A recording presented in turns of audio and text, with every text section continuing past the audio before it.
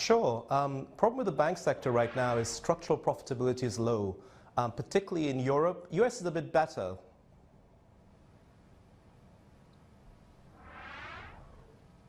Ronit, walk us through what when you're looking at European banks at the moment, the liquidity, lots of questions about what's going to happen next when it comes to this EU-US trade spat, which is shaped up to be a major disagreement between the EU and President Donald Trump when it comes to what moves on the dial forward in terms of agriculture versus the tech sector as well. What does this mean for the banks? Yeah, the problem with the European banks is that we're in late cycle right now. We were hoping rates would go up in Europe, there'd be a bit more growth. So given the low profitability of the banks, any kind of economic shock, such as whether it's trade tensions, all of that is pretty bad for the banks.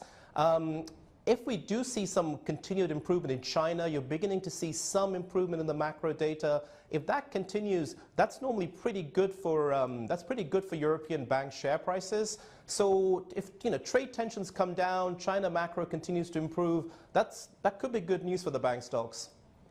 When we talk about European banks, though, there are a number of headwinds. You just spoke about some of them. We also have this really patchy growth right across Europe. We've been talking a lot about Italy today. We've got the issues surrounding Brexit. So M&A has really been discussed as a solution when it comes to some of the issues that these European banks have. How vast do you expect this M&A will be when it comes to European banks if we continue to see economic conditions remaining, I guess, sub-trend growth across most of the European continent?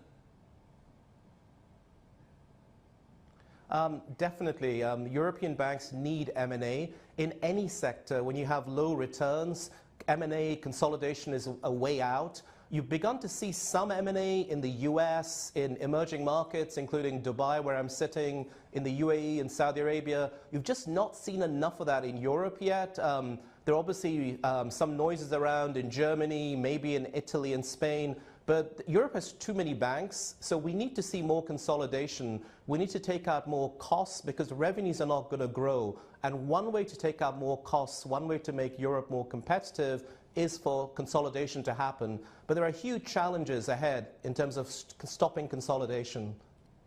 How long do you think it will take for the consolidation to heat up? I know there's a lot of speculation about an imminent deal coming through in Germany, but is this a 1 year, 2 year, 3 year, 5 year kind of proposition that you think will see this tightening up of different bank names across Europe?